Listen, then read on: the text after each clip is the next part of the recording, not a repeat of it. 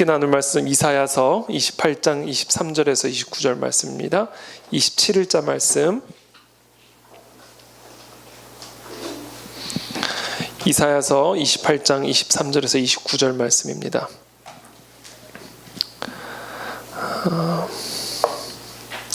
우리 함께 한 절씩 교독하겠습니다. 27일자 말씀 이사야서 28장 23절에서 29절 말씀 저부터 읽겠습니다. 너희는 귀를 기울여 내 목소리를 들으라. 자세히 내 말을 들으라.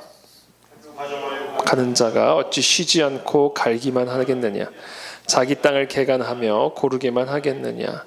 지면을 이미 평평히 하였으면 소회양을 뿌리며 대회양을 뿌리며 소맥을 줄줄이 심으며 대맥을 정한 곳에 심으며 귀리를 그 가에 심지 아니하겠느냐.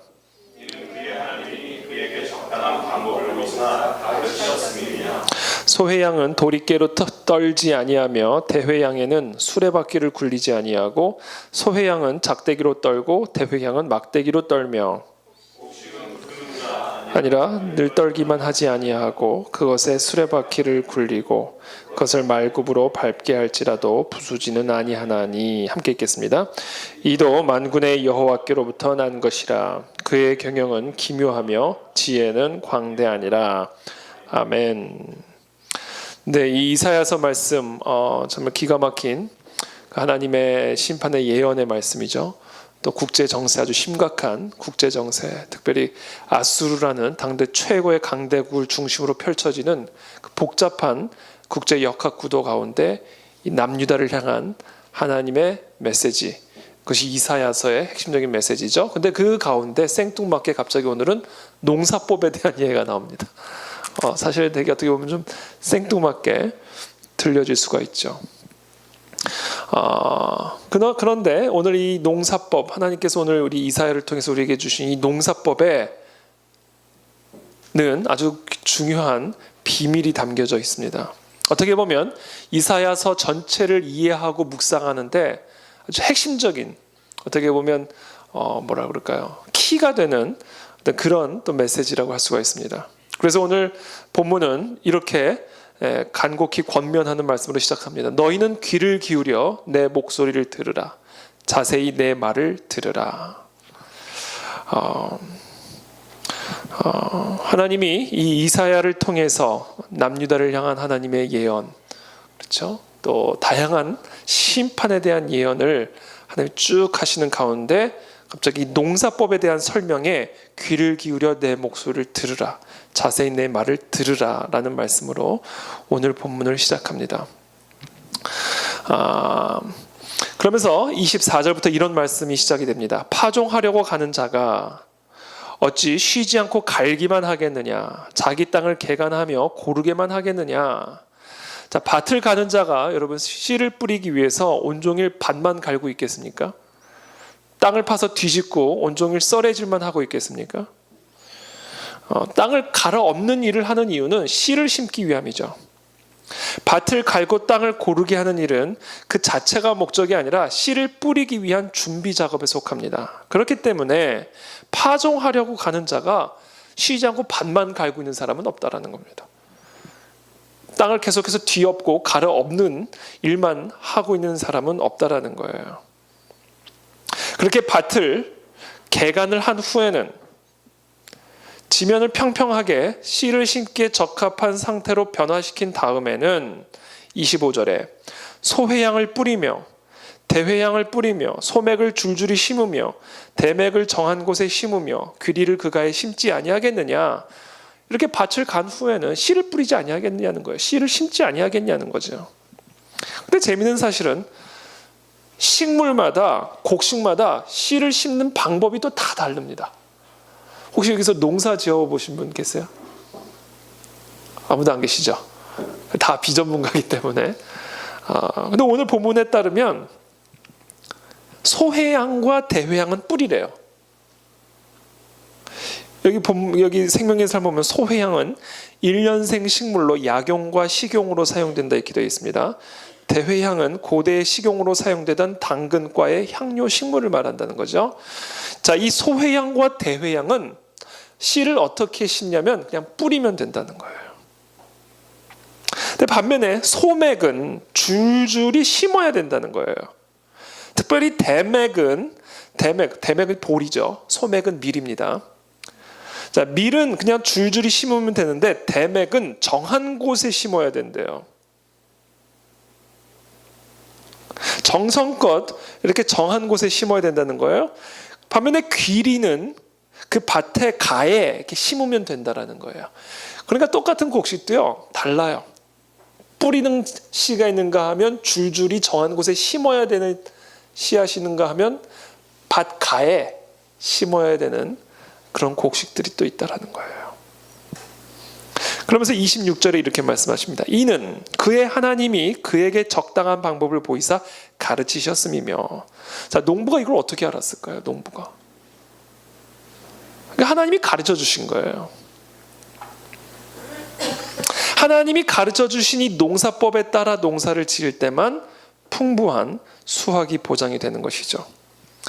근데 더 여기서 그치지 않습니다. 심은 다음에 이제는 추수를 하잖아요. 추수 과정을 또 27절부터 이렇게 얘기합니다. 소회양은 도리깨로 떨지 아니하며 대회양에는 수레바퀴를 굴리지 아니하고 소회양은 작대기로 떨고 대회양은 막대기로 떨며. 그러니까 탈곡하는 방법이 다 달라요. 타작하는 방법이. 소회양은 도리깨로 떨어가지고 타작을 하고요. 대회양은 수레바퀴를 굴리면 안 되고요. 또 소회양은 작대기로 떨어야 되고 대회양은 막대기로 떨어야 된다라는 거예요. 28절에 곡식은 부수는가 아니라 늘 떨기만 하지 아니하고 그것에 수레바퀴를 굴리고 그것을 말굽으로 밟게 할지라도 부수지는 아니하나니. 이것이 농사법이에요. 농사법. 근데 오늘 이사야가 또 하나님이 이사야를 통해서 정말로 하고 싶으신 말씀은 이 농사법에 대한 설명을 지금 하려고 하는 것이 아니라 이 농사법을 통해서 이들에게 정말 주고하자는 메시지의 핵심이 바로 29절에 나와 있습니다. 우리 29절 말씀 한번 다 같이 한 목소리를 읽어보겠습니다. 시작. 은혜 여호와께로부터 난 것이라 그의 경영은 기묘하며 지혜는 광대하니라. 이처럼 농부가 곡식을 맺고 탈곡을 하고 추수하는 이 모든 과정도 때에 따라 곡식에 따라 다양한 방법들이 있고요. 그리고 이 방법들은 하나님이 주신 방법이에요. 농부는 그와 같은 하나님의 방법대로 해야만 곡식을 얻을 수 있습니다. 이처럼 하나님의 경영은 기묘하고 지혜는 광대하다라는 메시지를 주고자 하는 거예요. 하나님의 기묘한 경영과 광대한 지혜는 지금 이 본문에 나타난 농업에서 발견되는 창조의 질서를 뛰어넘어 이스라엘의 역사 가운데 개입하시는 하나님의 활동과 관련이 되어 있는 겁니다. 그래서 이 농부, 그러니까 씨를 심고 곡식을 맺고 파종하는 이 모든 하나님의 이 기묘한 방법들, 광대한 지혜를 볼 수 있는 것처럼 지금 내가 너희들을 낮추고 아수를 사용하고 몽둥이로 이 이스라엘 역사와 그 주변에서 일어나는 이 모든 역사 가운데 행하는 일은 바로 이와 같은 하나님의 광대한 지혜와 기묘한 경영 안에서 이루어지고 있는 일이라는 거예요. 뭐를 위해? 하나님의 열매를 위해, 하나님의 영광을 위해, 하나님의 나라를 위해 그 밭에서 일어나는 그것을 바라보며 지금 이 남유다 가운데, 이 전 세계 가운데서 일어나고 있는 이 역사를 보라는 겁니다. 이게 오늘 본문의 핵심적인 메시지예요. 그래서 너희는 귀를 기울여 내 목소리를 잘 들으라는 겁니다. 농부가 타작을 할 때 오늘 본문에서 나온 것처럼 곡식에 따라 적합한 도구를 사용하죠. 소회양은 작대기로 떨어야 되고 대회양은 막대기로 떨어야 됩니다. 그와 똑같이 하나님께서는 개개인에게 적합한 필요한 도구와 방식으로 타작을 합니다. 다 달라요, 사람마다. 소회양이 다르고 대회양이 다르고 밀이 다르고 보리가 다른 것처럼 하나님이 여기 계신 각자의 삶에서 곡식을 맺고 열매를 맺게 하기 위해서 다양한 방식으로 다양한 때에 일을 하십니다. 이 사람은 막대기로 떨는가 하면 저 사람은 작대기로 떨어야 되고요. 막대기와 작대기가 뭐가 다른지 제가 정확하게 모르겠습니다만, 누구는 씨앗을 소회향이나 대회향처럼 뿌려도 되고요, 누구는 줄줄이 심어야 되고요. 이게 다 다르다는 거예요.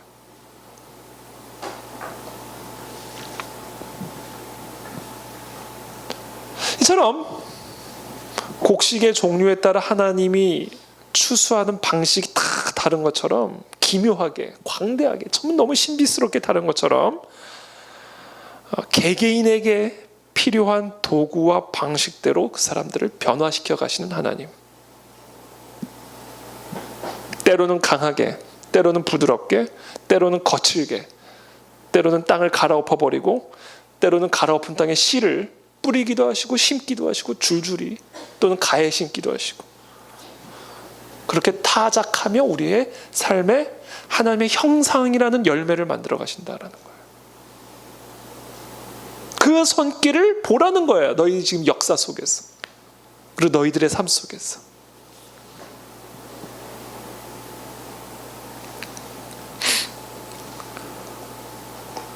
그래서 저는 이 설교를 준비하면서 우리 교회 공동체를 쭉 바라보면서 저는 이 농부의 비유, 이 밭의 비유를 쫙 연상을 했어요. 지금 우리 교회에 많은 우리 교회 성도들이 각자 다양한 성도분들이 계시잖아요. 지금 이 각자 다양한 성도분들을요, 하나님이 각자의 적합한 방식들로 다뤄가고 계십니다. 여러분 그걸 믿으셔야 됩니다. 그래서 하나님이 다루는 방식이 다 달라요, 사람들마다.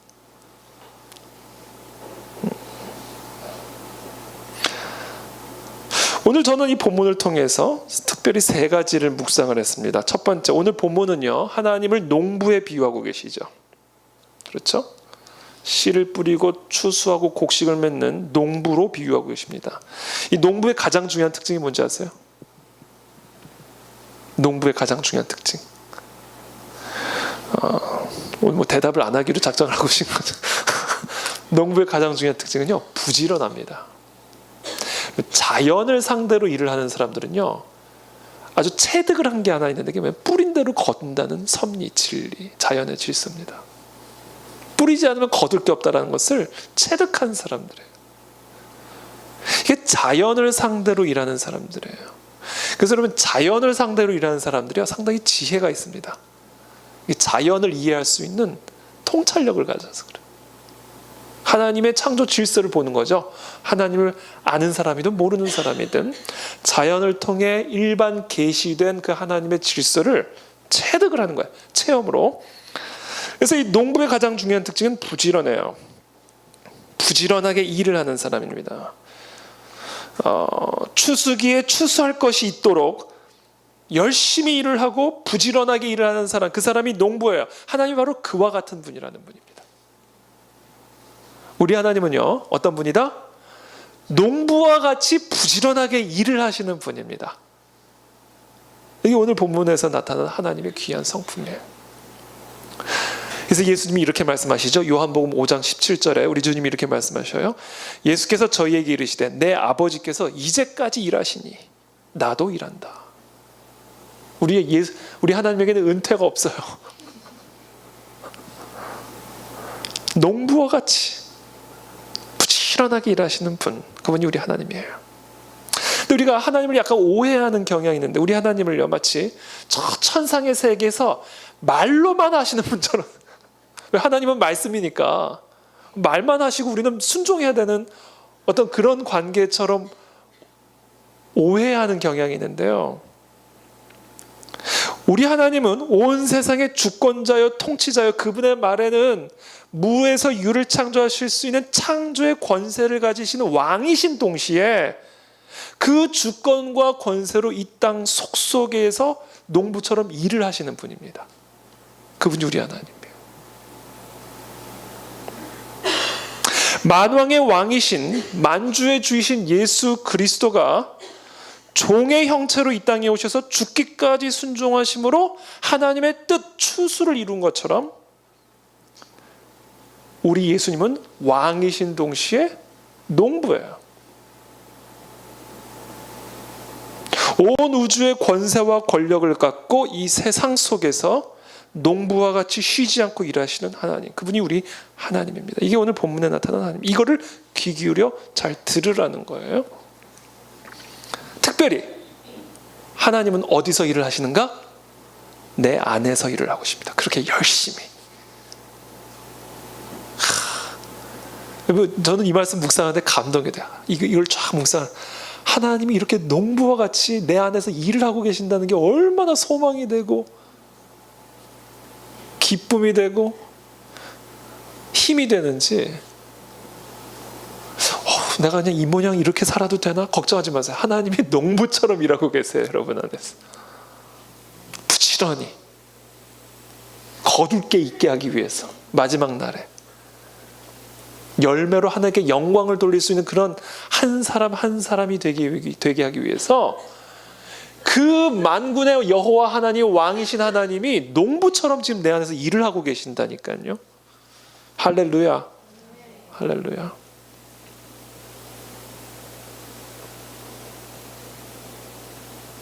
그래서 우리 하나님은 이태희라고 하는, 권주희라고 하는, 우리 신지아라고 하는 밭에서 천국의 열매, 성령의 열매를 맺게 하기 위해 열심히 땅을 갈아엎고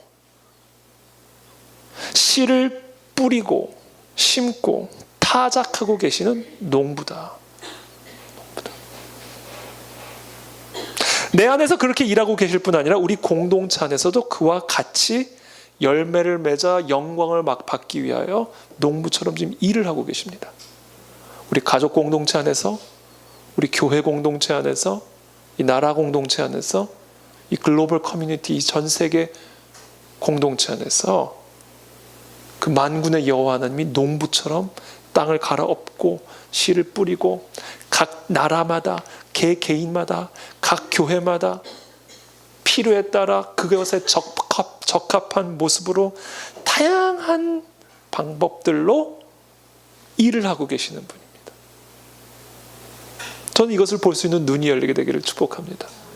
이게 우리의 소망이에요. 너무 안심이 돼요. 저는 이걸 생각하면. 너무 안심이 됩니다. 그래서 저와 여러분들이 오늘 이 시간 기억해야 될 게 있어요. 하나님은 절대로 우리를 그래서 내버려 두지 않았어요. 그냥 방치해 두지 않았어요. 하나님이 지금 저와 여러분을 지금 그 모양 그대로 내버려 두고 계신다면, 일을 안 하신다면 그것은 하나님이 우리를 버리셨다라는 증거입니다. 우리가 하나님의 자녀가 아니라는 증거예요.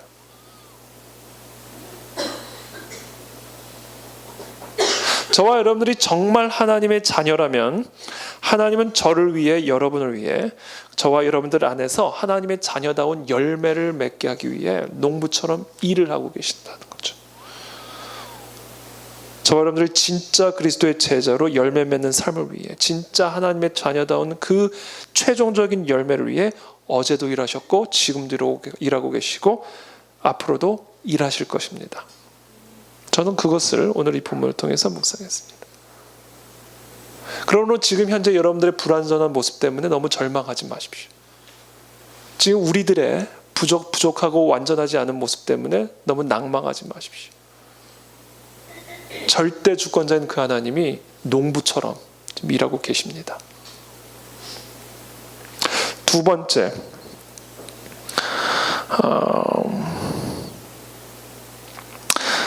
지금 말씀드린 것처럼 내 안에서, 우리 안에서 농부와 같이 순서에 맞게 때에 따라 다양한 모습으로, 다양한 방식들로 각자의 형편과 상황과 필요에 맞게 일을 하고 계신다. 농부처럼. 근데 저는 이 부지런히 쉬지 않고 일하고 계신 이 농부 되신 하나님을 깊이 묵상하면서 동시에 하나님이 의사와 같은 모습으로 동시에 느껴지기 시작했어요. 내 안에 있는 질병, 내 안에 있는 종양, 나를 정상적으로 건강하게 하나님의 자녀처럼 살지 못하게 만들고 그리스도의 제자처럼 살지 못하게 하는 일종의 영적 장애인. 우리가 사지가 멀쩡하지만 살아계신 하나님이 보시기에는 우리 너무 장애인처럼 살고 있는 거죠.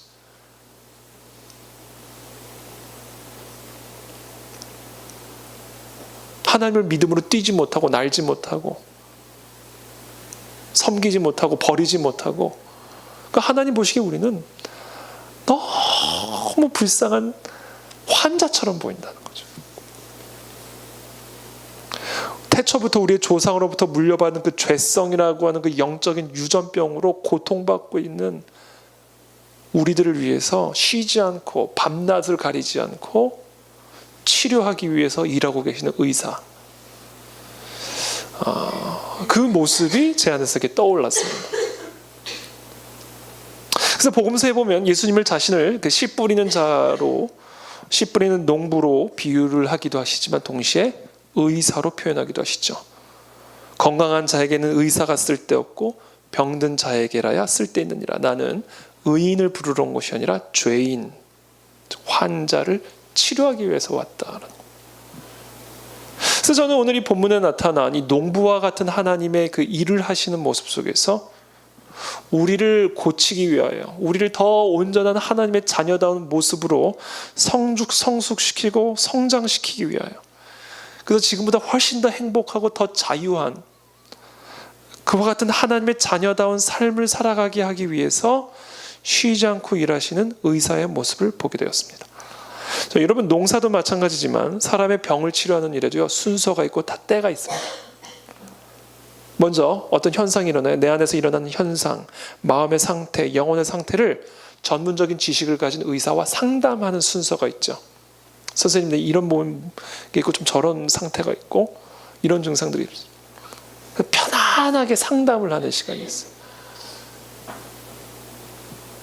그런 때가 있는가 하면 주사를 놓는 때가 있고요, 약물 치료를 해야 되는 때가 있고요, 내시경을 들여다봐야 되는 때가 있고요, 엑스레이를 찍고 MRI를 찍어야 되는 때가 있습니다. 때에 따라서는 입원 치료를 해야 되고요, 개복 수술도 해야 됩니다. 다 그 때가 있단 말이에요. 편안하게 앉아서 커피 마시면서 상담해야 될 때도 있지만 배를 갈라야 될 때도 있다는 거예요. 이 모든 시간들은 때로는 고통스럽기도 하고 짜증과 두려움에 사로잡히기도 하고요, 좌절과 절망을 경험하는 등의 쉽지 않은 시간일 수가 있습니다. 그러나 분명한 건 이 모든 것들이 우리를 살리고 고치기 위한 농부와 같은 하나님의 열심에서부터 오는 하나님의 치료, 사랑이라는 거예요.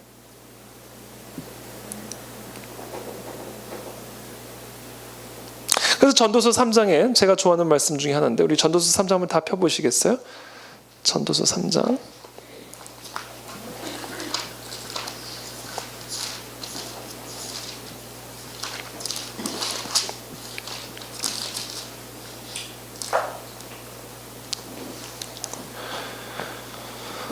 전도서 3장 1절부터 제가 한번 쭉 읽어드릴게요. 범사에 기한이 있고 천하만사가 다 때가 있나니.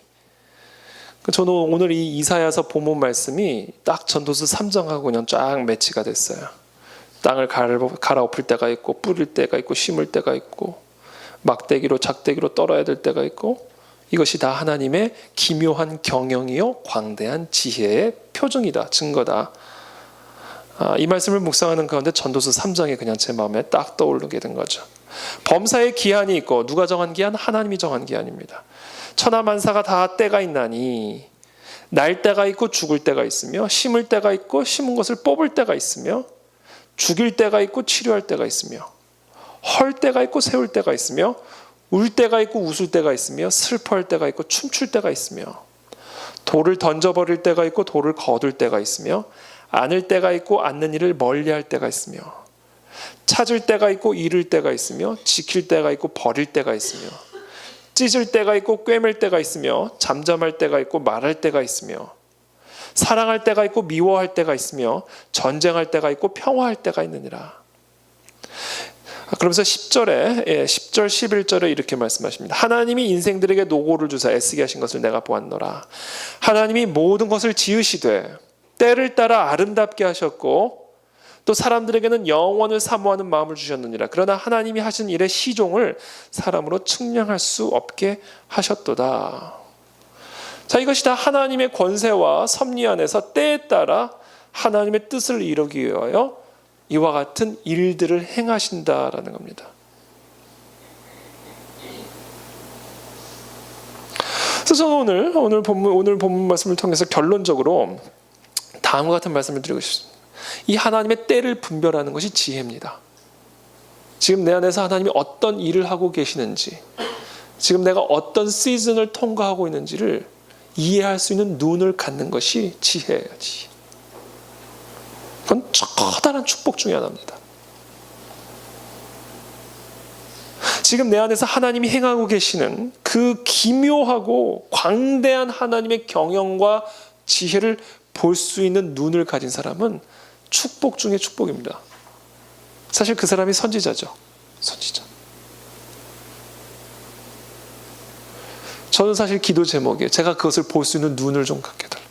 물론 내 안에서뿐만 아니라 우리 공동체 안에서, 그리고 각 우리 성도 삶 속에서 하나님 이와 같은 거대한 추수의 때를 위하여 행하고 계시는 그 열심히 일하고 계시는 그 일들을 내가 볼 수 있는 눈을 가진, 그래야 제가 여러분들을 이끌어갈 수 있잖아요. 그렇죠?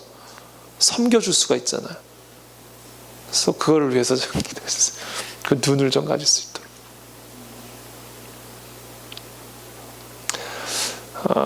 그것을 이해할 수 있는 것은 큰 축복이에요. 근데 여러분, 오늘 결론입니다. 근데 그보다 더 큰 축복이 있어요.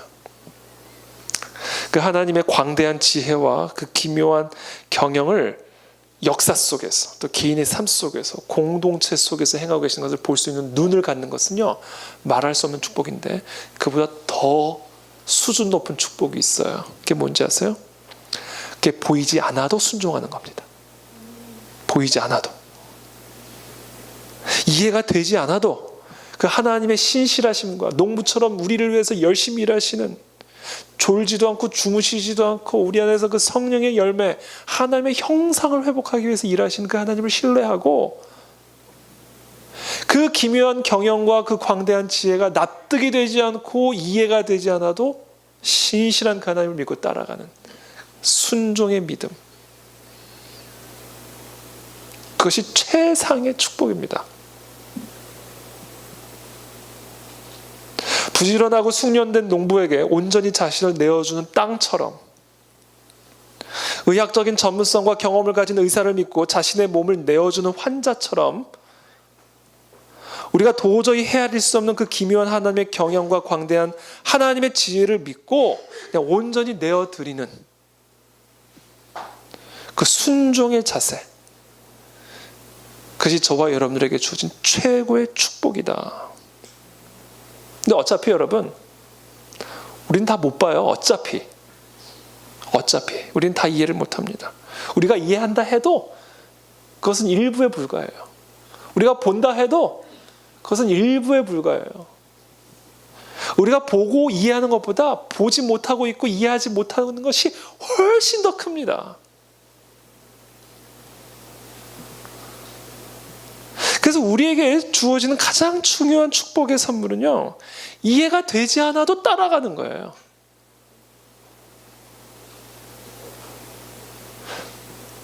눈에 보이지 않아도 그냥 믿고 따라가려고 하는 순종의 마음입니다. 근데 지나고 나면 이제 보여요. 그게 지나고 나면. 지금 당장은 보이지 않지만. 그래서 이 축복을 누리기 위해서 정말 내가 내 눈에 보이는 것에 때문에 순종에 방해받지 않고, 내 이해력의 한계 때문에 방해받지 않고 하나님을 따라가고 그 하나님의 그 광대한 지혜를 믿고 순종하며 나아가는 이 축복을 누리기 위해서는요, 뭐를 해야 되는지 아세요? 저와 여러분들이 세워놓은 기준을 허물어 버려야 됩니다. 저와 여러분들이 세워놓은 일종의 안전망들을 다 허물어뜨려 버려야 돼요. 그래야 방해를 받지 않습니다.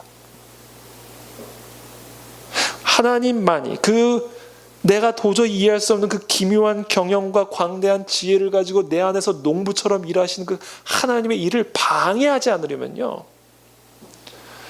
여러분이 세워놓은 경계, 여러분이 세워놓은 안전망, 여러분이 세워놓은 기준을 다 허물어뜨려 버려야 돼요. 하나님만이 여러분의 기준이 되어야 되고요, 하나님만이 우리의 안전망이 되어야 됩니다. 그렇지 않으면요, 납득 안 되면 안 따라갑니다. 보이지 않으면 절대로 따라갈 수 없어요. 그래서 내 안에서 그 전능한 능력을 갖고 기묘한 지혜와 강대한 경영을 가지고 농부처럼 일하시는 그 하나님의 발목을 방해해버린다는 거예요. 그 기묘와 광대한 지혜의 싹을 죽여버려요. 뭐가? 내 기준이, 내 이해력이.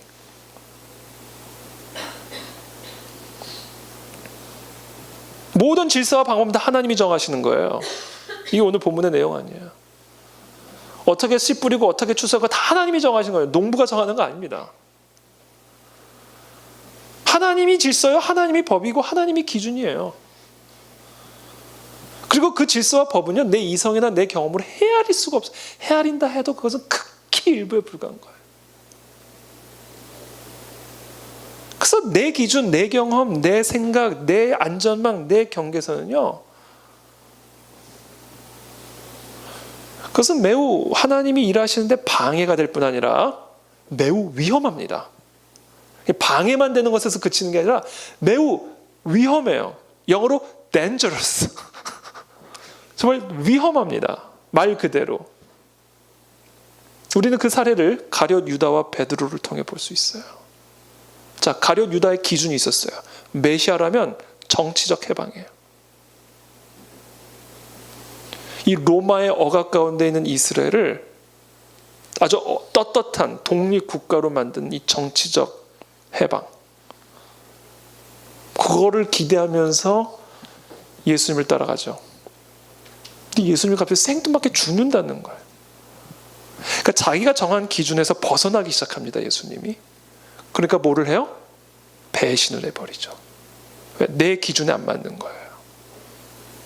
내 한계, 내가 정한 이 라인을 예수님이 벗어나 버려요. 그러니까 어떤 일이 일어나요? 예수님이 일을 하시는 일을 방해할 뿐 아니라 배신을 하게 되죠. 매우 위험한 지경에 놓이게 돼요. 그래서 사단의 도구로 정락하여 스스로 목숨을 끊어버리죠. 두 번째, 베드로입니다. 죽기까지 예수님을 따르겠다라고 막 침을 튀겨가면서 얘기를 하죠. 그래서 예수님을 막 잘 따라가다가 예수님이 결국 체포가 됩니다. 체포가 되고 사선을 넘어가죠. 그 사선을 넘어가는 순간 베드로는 예수님을 철저하게 부인을 하죠. 반복적으로 부인을 하죠. 반복적으로 부인을 하고 그 사선을 넘어가지 못하고 예수님을 배신하고 다시 고기 잡으러 예수님 만나기 이전의 상태로 돌아가 버립니다. 배신이죠, 배신. 그래서 우리 가룟 유다와 베드로는요, 물론 그분 완전히 차이 나지만 예수님 오시는 그날까지, 아니 영원히 배신자라는 딱지가 붙는 거예요. 그게 우리가 될 수가 있다니까요. 그래서 내 기준, 내 라인을 포기하지 않고 허물지 못하는 것은 하나님의 일을 방해할 뿐 아니라 매우 위험한 일이다. 매우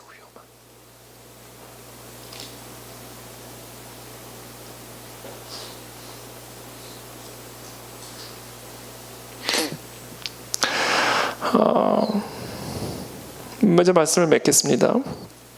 하나님은요, 결코 저와 여러분들이 정해놓은 한계의 제약을 받는 분이 아닙니다. 우리가 그 한계를 정해 놓을수록 하나님은 반드시 그 기준과 경계를 넘어가실 거예요. 반드시. 그때 저와 여러분들은 화가 날 수도 있고 두려움에 사로잡힐 수도 있고 불안함을 느낄 수도 있습니다. 또는 하나님에게 배신감을 느낄 수도 있어요. 그 순간 자칫 우리는 하나님을 배신할 수 있고 하나님을 떠날 수도 있는 위험에 처하게 됩니다. 그래서 제가 오늘 계속해서 반복하지만 우리가 정한 기준은 하나님의 일에 방해가 될 뿐 아니라 매우 위험한 일이다. 그러므로 결론적으로 하나님만이 저와 여러분들의 기준이 되게 하십시오. 오늘 이 밤에 하나님만이 당신의 법이 되게 하시고 경계선이 되게 하십시오. 그래서 하나님은 저와 여러분들을 하나님의 종으로 사용하시고 열매 맺는 추수를 위해서 뿐만 아니라 하나님의 그 기묘한 경영과 광대한 지혜를 경험하게 하기 위해서 우리 안에서 농부처럼 부지런히 졸지도 않고 주무시지도 않고 일하는 게 뭔지 아세요? 그 기준을 허무는 일을 지금 하고 계십니다. 이게 지금 우리 안에서 행하고 계시는 일이에요. 개인 안에서, 공동체 안에서. 그 시즌이 우리 교회적으로도 왔습니다. 이제 우리가 이제 1주년이죠. 이제 다다음 주면 1주년인데 이제 우리가 이제 두 번째 해를 이제 곧 맞이하게 되는데 우리가 정해놓은 한계, 우리가 정해놓은 어떤 기준, 우리가 정해놓은 이 생각들을 다 허무시고 하나님께서 새로운 일들을 새롭게 시작하실 것을 보여주고 계셔요. 그렇게 하나님이 내 생각과 내가 정한 어떤 그런 어떤 방식과 기준과 한계를 넘어서 하나님이 이끌어 가실 때 우리는 철저하게 내 기준을 내려놓고 내 한계를 내려놓고 내 생각을 내려놓고 그 하나님이 인도하시는 그 손을 바라보며 순종하며 나아가는 자세가 우리 가운데 확고하게 세워져 있어야 됩니다. 그래서 우리가 그것을 위해서 또 함께 기도하면 좋겠습니다. 그래서 오늘 특별히 그 이사야에게 또 이 남유다 백성들에게 지금 너희들이 처한 이런 역사적 국가적 위기 속에서 좌로나 우로나 너무 심하게 요동하지 말고 지금 하나님이 행하고 계신 일을 봐라. 농부처럼 너희들 안에서 열심히 일하고 계신다. 하나님만이 너희의 법이 되게 하고 하나님만이 너희의 기준이 되게 하고 하나님만이 너희들의 한계가 되게 하라. 그래서 하나님께 순종하는 일에 한계가 없게 만들고 하나님을 따라가는 일에 경계선이 없게 만들어 버려라. 하나님만이 우리의 한계요 경계요 기준이다. 그것을 확고하게 이 심판의 때에 이 고난의 때에 회복하라는 거죠. 그것이 지금 우리 안에서 행하고 계시는 일이다라는 겁니다. 그래서 이 말씀 우리가 기억하고 이 시간 함께 기도하며 나가기를 원합니다.